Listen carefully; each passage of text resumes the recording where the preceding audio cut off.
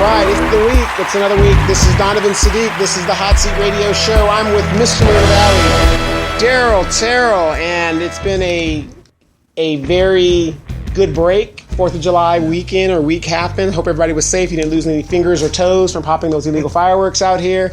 I was in Louisiana, and it's legal out there to do it. So, of course, I did partake. Oh, cool. And, when in Rome, do as the Romans. Yeah. Correct? So, But a lot of stuff going on in Moreno Valley. Daryl, I don't know if you've seen the video I put up or the article I put up talking about the infrastructure bond, the press enterprise that happened last year. The article happened last year. And in that article, and a lot of people were asking me, well, that's old news. That's old news. No, it's not, because the stars are aligned. He's got his 3-0 club. Yeah. And this is what's going to happen. Now, he's not going to do it overnight. He wants to be very subtle about it. But all the pieces are in place for him to do an infrastructure bond. Because he has asked, because why would Press Enterprise put that out? In one of the articles, it said, developer asked for $100 million for the city to kick in to help put in the streets and the roads and all that other stuff. So I did my research, and Highland Fairview was not sued. They didn't sue the Press Enterprise for slander, so obviously it was true. And that's the next step in this warehouse madness stuff that's going to be happening. So you guys have posted on that, so it is relevant, and that's why we put it up, and we're going to continue to do that because we don't want you to fall into a lull, because now he doesn't have to go to council to do it. All he has to do is go to City Hall itself and do the amendments and the changes, and we would know nothing about it until after the fact. Well, that's the big number one issue that we have to look at, because it's relevant because history has a way of repeating. I tell people over and over, because it says old news, but that's the problem when people forget. Right. Same thing happens again. And if you don't know your past, you're doomed to repeat it. Yes. You're doomed totally agree. So a lot of stuff's been going on. Did you enjoy your 4th of July? Well, yeah, it was like a war zone out here, but it was a war zone out here. But well, right. So being a war zone, where you're saying that they're using a lot of M80 firecrackers, the big oversized firecrackers. Oh yes, it sounded like a bomb was going off, and house shaking, windows shaking, cats running everywhere. Oh wow! I was lucky. I left Belle. She was on the east side of the city. My friend that took care of her said, she was shaking everything, but she pretty much did okay. Yeah. But like I said, you got some people out here who just don't give a damn about animals and PTSD veterans and things of that nature. So well, that's the number one, I guess, I have every 4th of July. It's because these illegal fireworks that go off all times of day, all hours of night, and you call and nothing's being done. Nothing's being done. So I don't know on this particular day, the days leading up, that it sounded like I said a war zone, and I called, and it stopped for a minute. But see, the thing is,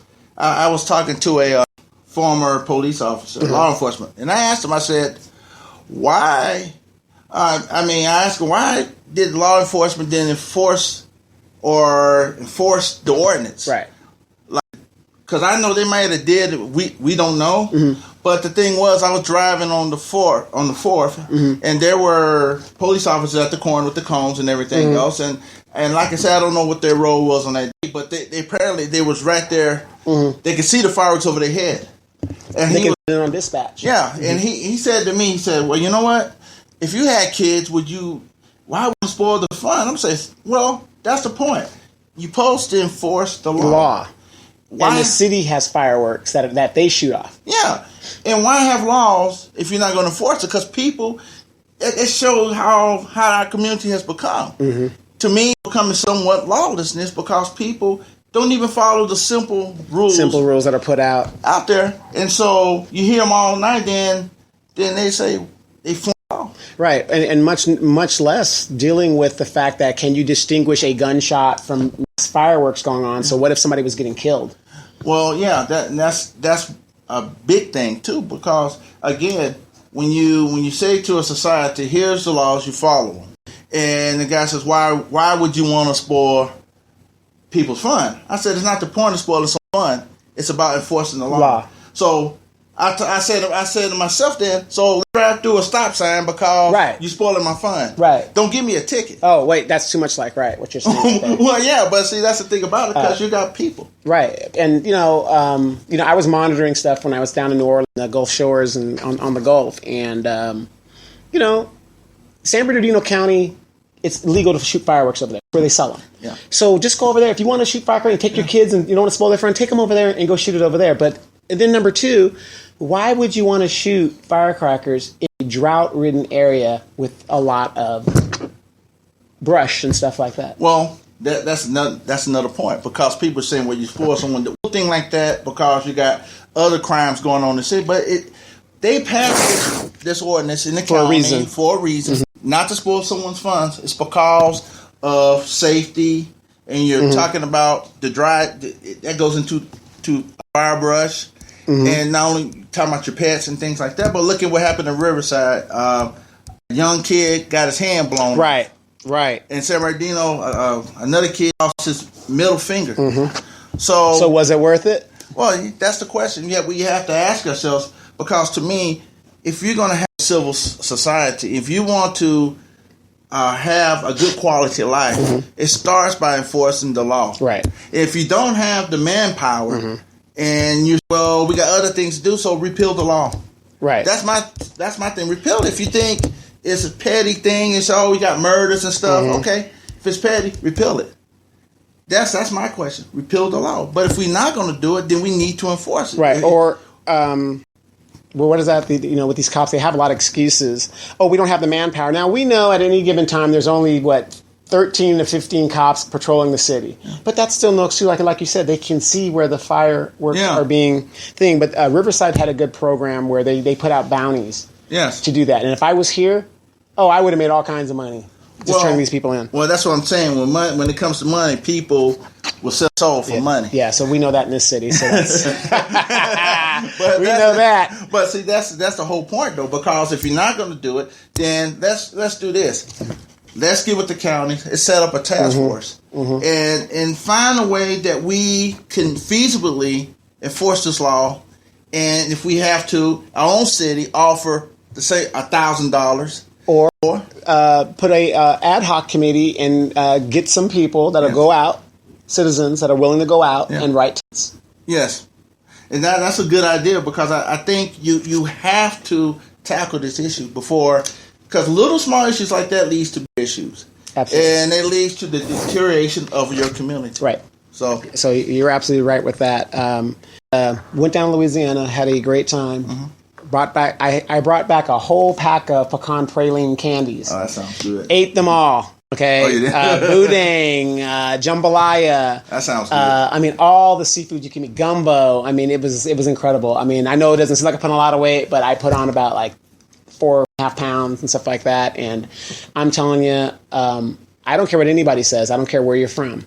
In the United States, the best food comes from the South. I don't care what anybody says. I agree with that. 100%. There you go. Fish. Yes. You could salmon croquette. Yes. Etouffee. It was all, I was eating everything. It was incredible. It was incredible. So hopefully my mom could come out. She used to have crawfish boils and maybe she could start doing that again. Oh, that sounds good. But, I was gone a week, risked it. So, idiot Mayor Gutierrez, criminal Baca, I have not gone anywhere. I am still here. And another thing is, when I was gone, somebody had asked me, they wanted, to know the history of what's going on in the city. Mm-hmm. So I told them, I said, you guys can always go to mvgordy.com. That is a great source if you want to know the ins and outs of what's been happening in the city from the very beginning, or at least, to get a little history there. And another good is Wake Up Mobile is a really good one. Of course, the Inland Empire Informer or the Hot Seat is also a good one too. So for those of you guys that are joining, that is a great, great source. Or just email us and let us know. Daryl's Herald Times is also another one. Call them up, text them, and say, hey, what's going on? What's happening? I need information with that. We're going to get you information. But moving on, you have been tackling the behavioral health issue, and tell us what's going on. Well, since I haven't been there, since I've been working, so I'm going to give you guys some updates on some of the things that we've been doing because I'm part of the Behavioral Health Committee of Riverside County. And one of the things that we've been tackling right now, we had a quality improvement review of our healthcare integration. Okay. So one of the things that they looked at is we looked at the substance abuse, and these are independent auditors that came into our facilities and to all the facilities in Riverside County to do evaluation. And I was going to read some of the things that happened. Well, some of the reviews we got, some positive that says management, foresight, cohesive, calm, work well together, customers get quick services and expansion of services, good at putting people in appropriate levels of care, and leaders in integrated mental health and substance abuse services. So some of the things they were looking at is, as you know, in our community, is the services that we provide to people, the clients that need mental health services. Mm-hmm. And so we got a good report on that. And some of the other things that we talked about is we have a program, it's PIP. It's not the PIPs, but it's called PIP. People call it PIP, but it's called Program Improvement Plan. Okay. So basically what we do, we try to improve the quality of service. Again, we look at statistics and data. Then what we do, we put a plan together. And when I mean not me, but the people in the the staff, you got management, and they tackle the issue. They find out the problem and they tackle the issue. And one of the problems that we are tackling currently is the increase of youth under 18 that has substance problems. So one of the things we set our goals for is to increase it to people who receive substance use treatment services from 3.26 to 8.24%. Okay. And so, because there was a need for it, because there wasn't no, it's surprising it wasn't a need, but based on the data and the contacts that we people that talk to, that we tackle an issue. Okay. And also, there's some other things that I've been working on is trying to get mental health services into Moreno Valley Unified School District. So that's one of my pet peeves is because the fact sometimes kids, it's a stigma of mental health. When people think of mental health, they think someone is crazy or something like that. But they don't understand a child could be in a classroom, can't learn because that child has an issue, and sometimes the parents don't want to admit it because they think it's failure or something wrong with them. You're right, absolutely. So I'm trying to get a collaboration, and I talked to board member Hogan from the Moreno Valley Unified School District. I happened to see him at Sizzler. Oh, okay. So I saw him. We were talking about issues, and I talked that to one of the officials at our meeting and saying I talked to one of our school board members about developing a collaboration. Because back in the South and places like in on the East Coast, they have integrated services. So they bring this into the schools that are being separate and bring it into the schools so the kids can get the help that they need. Because sometimes I talk to a teacher and you have children that's running around in the classroom, and sometimes they don't know why they're running around in the classroom. All they know is that they just not disciplined, but they don't realize they have an issue. Okay. And so trying to tackle so that kid can get the resources he needs and his parents so he go out there and do good for his education and move on. So that's something we're doing. Okay. And another thing, we have a policy pamphlet, a legislative report about what the federal policy when it comes to Medicaid in regards to the new healthcare bill that's out, the Senate bill. So has that passed, by the way? No, they're still tweaking it, right? They're still tweaking it, but it's the same old. Right, same old. And so here's some highlights from my report. The Senate ultimately imposes deeper cuts than the House version through changes would not kick into 2020. We all heard about that. Right. And beyond, federal spending on Medicaid expansion population will gradually wind down to a typical rate, which many states expect to withdraw from the expansion due to their inability to assume the full share of costs. Also, beginning in 2021, Medicaid will be transformed from an open-ended entitlement to a per system with a set amount of funding. And also, the Senate bill cuts deeper than the House version by tying federal spending to a slower growth index beginning in 2025. Okay. So there's some highlights on that. I also had some things on in regards to the Senate health bill.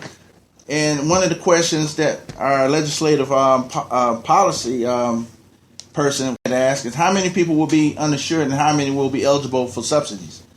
Well, according to the Congressional Budget Office, analysis predict 22 million people will lose insurance coverage by 2026, including 15 million Medicaid beneficiaries.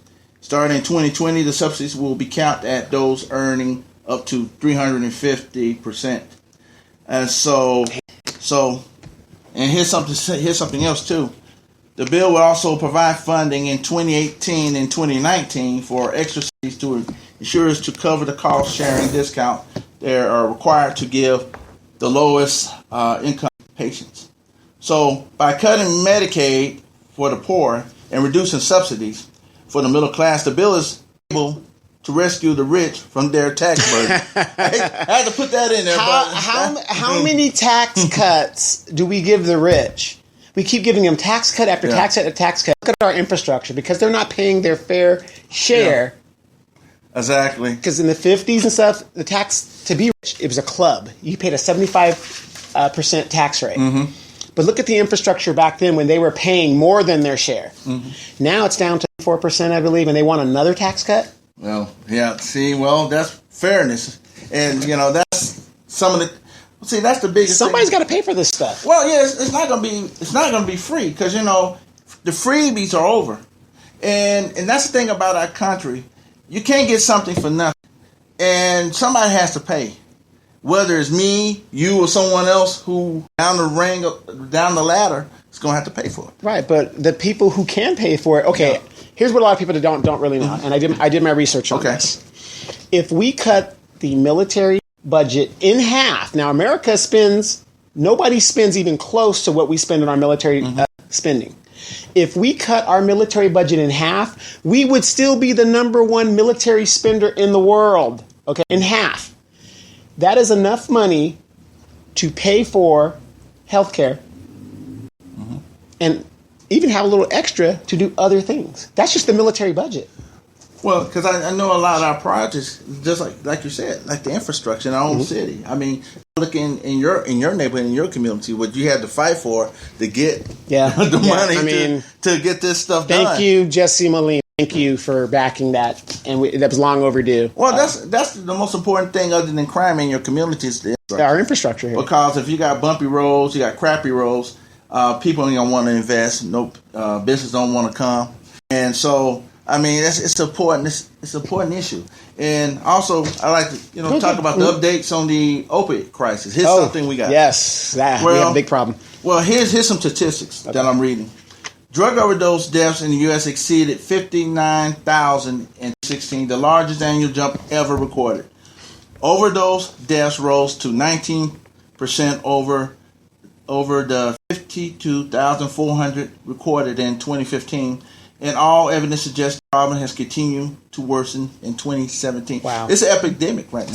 And in the budget, they want to cut opioid. But I heard Ted Cruz put in they call it a Ted Cruz resolution in the new budget to where he wanted to up the money for opioid abuse and services. Yes, and that's going to be needed. I mean, as much as what's going on, because people, again, let's talk about hope. Mm-hmm. Because, again, people go to a lot of these things because they need hope. I hate to say that because it's easy. It's easy to sit there and be on our white horses and say, you should do this and you should do that. Yeah, and when people have to live the reality in that, knowing that they feel so much pressure and so many things and they have nowhere to turn to, and that's the only outlet for them to. Well, or, and I don't downplay that, maybe turn to that. I mean, that shows me that's a really weak person, number one. But like you said, they need hope. Some people aren't as strong as others. Yeah. And if you can't get out, maybe you can just get out in a dream. Well, yeah. That's unfortunate. I mean, And I don't know if you heard today, Nevada marijuana. Legalization of marijuana in Nevada, so everybody's going to Vegas. They're going to Vegas not just because the Raiders are moving there, but it's legalized in Nevada now. But they have a shortage because the people who bring the stuff in didn't get their permits in time and stuff like that. So that's going to be a big problem. So they're going to. It was in the news. They're going to face a call in regards to their marijuana dispensaries. Yeah, well, that's again. The legalizing of marijuana, whether you're for it or against, it's here to stay. And prostitution will soon follow. Oh, yeah. Prostitution will still soon follow. I mean, people don't want to admit it. Okay, we had booze, we have illegal drugs. Prostitution is the second oldest profession in the world, I guess, or the oldest profession in the world. And it's been going on.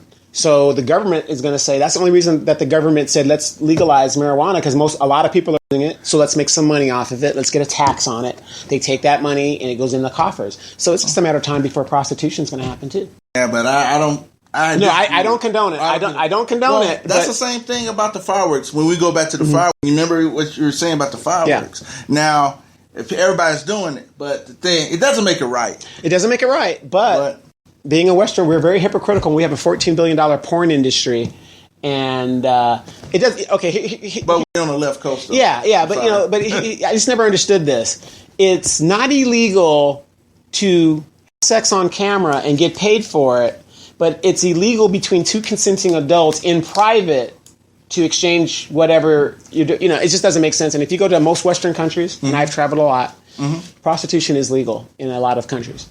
And the government does get taxes. Girls that partake in that are regulated and they're checked. And let's face it, you've got a lot of young ladies out here that are legal age that want to have fun, make a lot of money in a short amount of time about their business. Yeah. But it doesn't make it right. You're absolutely right. And it's too much government intervention. It's too much to be involved. Right. I mean, you have one end, he says, we want to be moral. Sure. On one end, then the other end, that we want to be involved in tax. Well, that's one's opinion. That's why this country is so great because we want to regulate what's going on in people's bedrooms. I never understood that. So that's it's crazy, but you're right. So let's see what else heroin. Okay, I have another report on heroin. Which is an epidemic. Oh yes, all these drugs. Think about it. It's the times we're living in. Yeah, it's killing people. Heroin use cost the U.S. more than $51 billion in 2015. A financial total that includes heroin-related crime and treatment for addiction, as well as chronic infection diseases contracted through drug use. So, under the president's budget proposal in fiscal 28, the we call it the SAPT, SAPT block grant is level funded at $1.87 billion. The same as it was in current fiscal year. So there's some things. Also, here's something else I wanted you guys to hear about. It's also the highlights of the 21st Century Cures Act, and it authorizes funding to address a variety of needs of our regional and national significance. And some of the things that I want to highlight in this act is the reauthorization of a variety of programs related to underage drinking prevention. It also reauthorized mental ill offender treatment and crime reduction act at an annual level of $50 million from 2017-21 fiscal year. So, and also here's something else, a good. It allows drug court funding to be used for targeted intervention. Involving individuals with a substance use disorder and identifiable illness. So there's some highlights from what we received at my meeting. And so there's some other things too that I'd like to please go to talk to you guys about too, because I mentioned earlier about the substance abuse HIP. That's the program improvement program.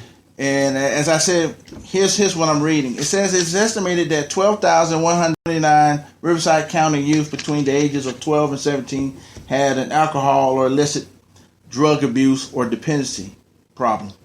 So, Riverside University Health System Behavioral Health is estimated to have served only 3.26 of those youth. So, that's what I was talking to you guys, based on other data, that's why they're coming up with these programs to tackle it. And here's some of the programs they're trying to do. It says, in order to reach more adolescents in the county, the array of adolescent services is being expanded, what we have. Because, again, we was not focusing on that age group. We're focused more on adults, but these kids, with the introduction of marijuana. Mm-hmm. So, and here's something else, too. And it says the majority of whom were between the ages of 15 and 17, and the majority was identified as Latino Hispanic, which was 76.6%. And there were twice more males of 69% than there were females of 31%. Wow. So we got a problem. Well, yeah, that's one reason I like about this committee, because this committee focuses on problems. They get the data, they call it intervention, and they tackle the issue. So, and they come up with a solution. They go back and find out, is it working or not? If not, we go back and to readjust the numbers. But this kind of problem-solving solution is what we need in our city, because there's a lot of more things that are going on in the city other than the simple budget stuff. We talking about real life issues. We talking about human beings that need help, who losing hope. You see the homeless people. Some people say, you know what? I always say this. They say, where's the homeless people are?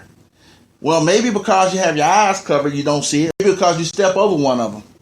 They're there. They're in the sight. You may not see them on the street, but they might be sleeping in cars, because a lot of them are sleeping on someone else's couches. Right. So when you think of the traditional homeless, you think of someone sleeping in the street, but there's different kind of homeless now. Right. A good thing you brought that up. Now, in this city, I don't know how you can miss a homeless person, because they're right in the middle of the street in Day Street. They see the guys with the signs. That's a prime spot for those guys to come out there. But also, a lot of homeless people, what they do is they'll go to the colleges, and that's where they'll use the gym to wash up and clean up and stuff, and you'll find them there. And they don't look like a shopping cart. They look like you and me. It's just that, and people don't take that into consideration. Well, that's what some of the, that they're trying to do is tradition is put them in the housing and find a place. But what they do now, they put them in what they call in a blanket. Mm-hmm. When I mean blanket, you put them in the house and you attack the issue, whatever the issue, mental health, substance abuse, in that home, so they could get help, so they could if they could get a job, they could work on getting a job and clean themselves so they could be productive. So we just don't house them and forget about them. We house them so they could get better, so they can move on. And that's one of the things that we hear from people who have recovery, people that you can never imagine that how they get themselves in that situation. Right. And some of these people, like the other, the last meeting was a young lady who came from a good family. Mm-hmm. She ended up drugs and homeless. But what her story inspired is because the fact of what our services did for these clients. It's making a difference. Oh, yes. And now she's going to go and be a teacher. She's going to get her master's. Amen. So to me, you got to give your hands up for that person because they wanted help. And because sometimes they don't know where to get the help is, because it's like a stigma. When someone is homeless, if someone tries to help, and there's people who don't want to be helped, but you still don't give up on them. You can't force anybody to get help. So they're going to come back at the next meetings how we could deal with individuals who have that issue. Right. So if we wanted to go to your meeting, where can we find that? Well, if you wanted to go to our meeting, you would have to go to our Ruston facility, which is I wish I had the. Yeah, that's okay. Just in general, because we could put it up on the. Oh yes, it's on Ruston. It's our new behavioral health facility. Okay, and it's at 12 p.m. to 2, and it's on the first Wednesday of each month. Okay. So we'll be dark next month, so you could come in September. And if you have any questions on what we're doing in Moreno Valley, that's what I've been trying to do, is to push our calls on that board, because people are always tired of hearing about Moreno Valley, but I'm going to keep talking about it because there's many people out there that needs the services, and they need mental health services, or they need drug abuse services, because the fact is a lot of people are losing hope out here. And so, and that's why I've been fighting so hard for it, because I think that's the way to recovery. Right. Because people don't know where to go. Mm-hmm. And so I'm trying my best to get the services into our community, the county services into our community, into our schools, and also so other people, our teenagers and our... Yeah, they can have a way to go. Yeah. And, you know, and I know people say, well, you guys always talk about Moreno Valley. We're the second biggest city in the county. So, of course, if we're the second biggest city, that's a major impact. I mean, you know, 200,000 people is a lot of people. Yeah. And out of that 200,000, let's just statistically do it, percent of those people might need assistance in substance abuse. Yeah. And that's a lot of people. And those people can tell people in Riverside, yes. And, you know, and we all got friends in Riverside, San Bernardino, whatever the deal is. So, because we're all the Inland Empire, but, you know, we happen to live here, and human nature dictates that you take care of them before you do anything else. Well, yeah, and that's the thing why I'm glad I was appointed to this commission, so I could plead our cause to this committee and to the officials that we need services here badly. Yeah. And we cannot no longer be neglected. We have some help coming on the way. I think one of the staff people that I talked to saying that they're waiting from the substance abuse manager, saying they're waiting for the county to move out on Cottonwood so they can put services in those buildings. They're just waiting to them to move out. Right. So we're getting help. Yeah, it just takes time. Just hold on. And hopefully if we could elect leaders that have a little empathy and would really serve the people rather than a developer, there's no reason why we shouldn't have some of these programs. Again, we are lacking youth center. It's summertime and these kids have nothing to do. Yeah.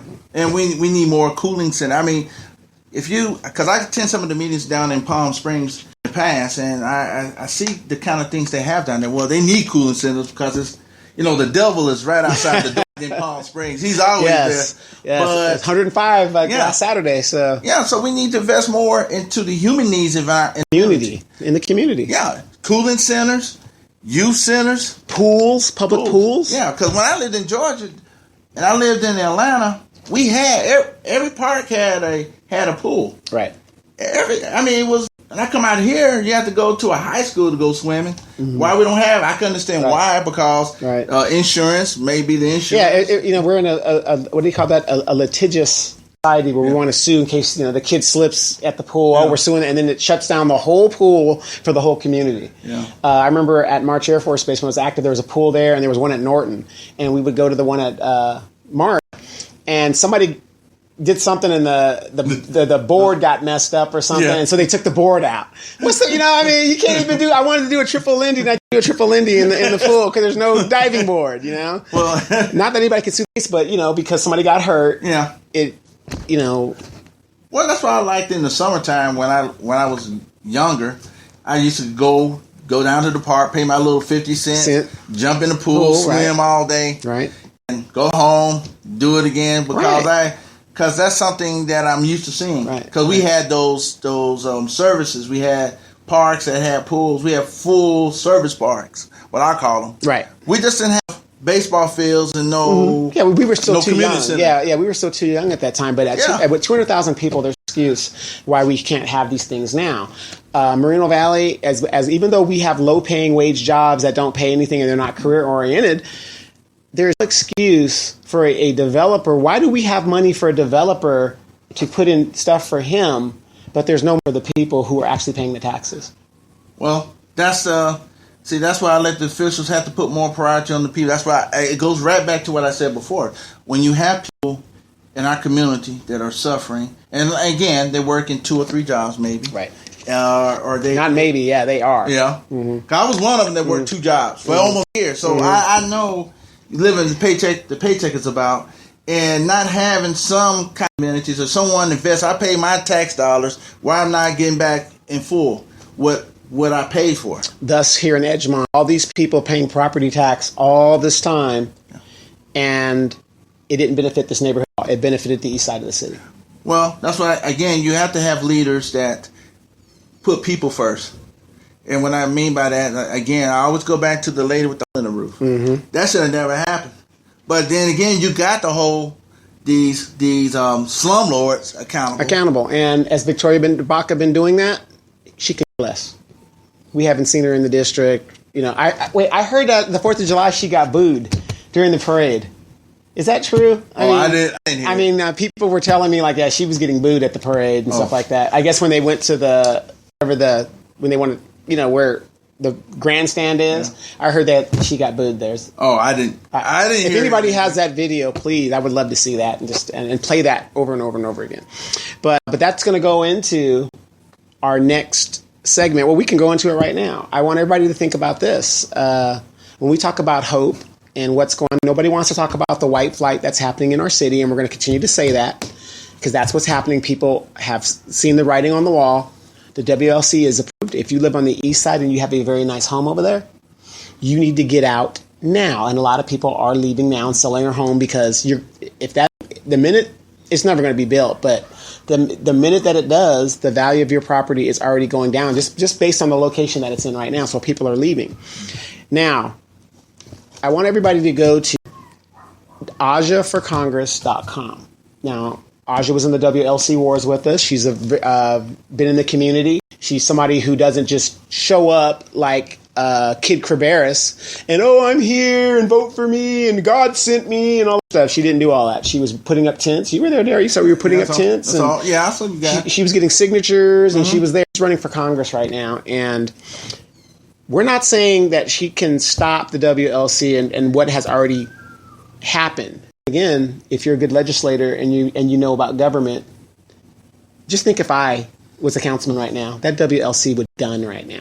It would be over. I would be writing executive orders like my man Trump and reversing everything that's been done. But anyway, she has to go to Congress. And what she needs is financial support. We've done the math. We've done $27 is what we're asking. I say, let's round it up. Let's just say even 30. Donation of even 30. Get this person elected. Somebody who knows the issues, knows the facts. She lives in the city. She's in Congress. Get her elected to Congress. What do you think would happen if we had friends in higher places here in Moreno Valley? It'd be a good thing because one thing, she being in the majority, so she will be able to get things done. That's what sometimes people forget. Yes. She'd be in the majority where she could get resources into this community to help, again, the Edgemont water problem. And it can help with the infrastructure. We could bring some federal investigators to really get into here and do some arrests or whatever, at a request. But I think it's because when you got a congressional person who actually lives in the neighborhood, they feel what we feel.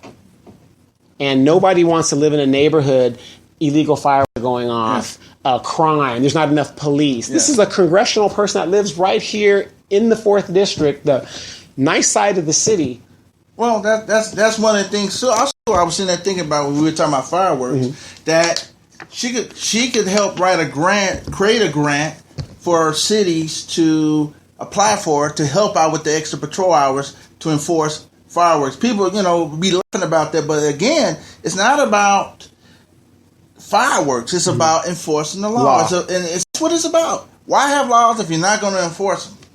And that's a thing that has to stop. And I think with her there and her creativity, that she could craft things and get resources that we need to lift, give people again hope, lift the quality of life in our city. And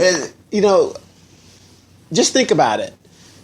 Everybody has a bias. Yeah. So she would have a bias to what's going on right here in Moreno Valley. Yeah, she lives here. She lives here. I mean, just common sense. Well, yeah, and the same thing too. I was sitting here thinking about the base, bringing more resources to the base, bringing mines to get more whatever they need over there to fit their mission. I say open that base back up. I agree with and do that because number one, common sense is there is no air mobility base in Southern California. And that's right there. That's a talking point right there. You can say we're in these endless wars. Yes. We need a base in Southern California to continue the mission and more effective. And having a reserve base, I'm not saying that they do a great job over there, but the fact of the matter is we need a full-time military presence. Yes, I agree because in these dangerous times we live in, and we have a madman over in Korea, in North Korea. Wait, no, not North Korea. You mean Washington, D.C.? Well, I'm just saying. What's the difference? Yeah, what's the difference? I don't know. But that's the whole important thing, though, because you put it again. The port is on March Air Force Base, and that base should have never been closed. But we have 2 women senators that don't care about the military, and people say, "Well, that's stupid." And it's funny. We got a lot of people here that have no military background. They come east to LA or wherever they're from, LA, and that base used to pump in $50 million. Into the local economy. Oh yeah, that's why we've got pink sidewalks on Sunnymead Boulevard. Yeah. Well, there you go. Yes, that's what I'm saying, because I believe in a strong military, and I think we have to, because in these times, like you said, air mobility is important when you're on the Pacific. You're on the Pacific coast here. Well, think about it. You got Camp Pendleton 35 minutes away. You got 29 Palms an hour away. You got Fort Oran. These Marines need to get to the fight. Well, yeah, and that's because the investment, because you have the joint powers and all that. But I look at it like this. We in dangerous times, and it's called for us to re-look at everything. Right.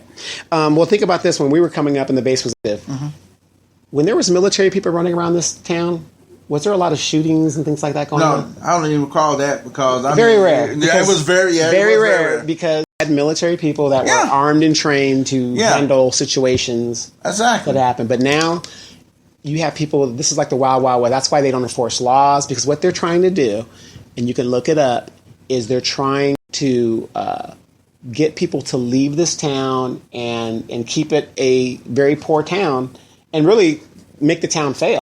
Well, that's why people like us or people out there that's watching have to get involved. And I know you're looking right now and you're saying, why should I get involved? I'm working, I got my own daily life. But the future is what we are fighting for. The future of this community, the future for your kids and yourself to live your American dream. That's the most important thing. Absolutely. That's important to me. That's why I keep fighting. I know that's why Donovan keeps fighting, and I'm not going anywhere. Well, to be honest, if Edgemont gets fixed and the water problem, you won't see Donovan Lloyd anymore. You won't see me. I mean, I'm just being honest. Yeah, I mean, be real. But by being real, if my district is taken care of and the other district are taken care of, we'd still have a great city. Well, yeah, because there's no excuse for us not being a great city. And as much I love the city, and people always have this thing about, well, if you love the city, then you should go along to get along. No, I disagree. No. We've been doing that, and what have we gotten in return? We got more worse quality of life. Exactly. I would say. Like I said, I don't care if it's a developer. I don't care what you do in this town. What's in it for us? And that's one thing we're going to talk about in the next hour. If you think about it, we haven't got nothing dealing with this developer. It's all been about him. When are we going to get ours?